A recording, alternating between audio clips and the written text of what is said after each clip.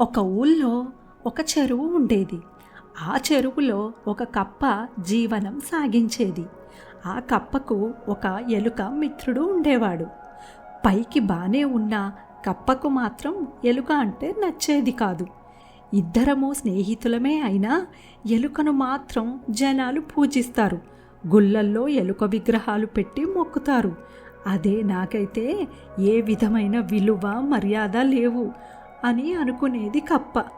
అలా ఎలుకపై అసూయ ద్వేషం పెంచుకుంది కప్ప. ఓ రోజు కప్ప ఎలుకను ఒక కొత్త ఆట ఆడుకుందాం రమ్మని పిలిచింది.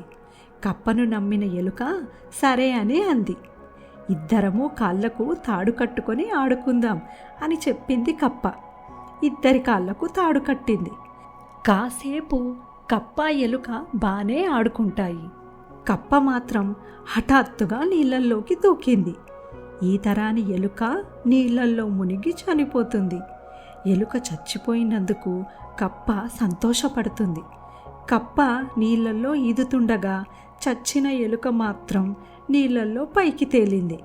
ఆకాశంలో వెళ్తున్న గద్దకి చచ్చిన ఎలుక కనబడుతుంది. అబ్బా, నాకు ఆహారం దొరికింది అని సంతోషపడుతుంది. గద్ద రివ్వున వచ్చి నీళ్ళల్లో తేలుతున్న ఎలుకను కాళ్ళతో పట్టుకొని ఆకాశంలోకి ఎగురుతుంది. అయితే ఇక్కడ ఎలుకతో పాటు తాడుతో కట్టి ఉన్న కప్ప కూడా గద్దకు దొరుకుతుంది. ఎలుక కోసం వస్తే కప్ప కూడా నాకు ఆహారంగా దొరికింది అని గద్ద రెండింటినీ తినేస్తుంది.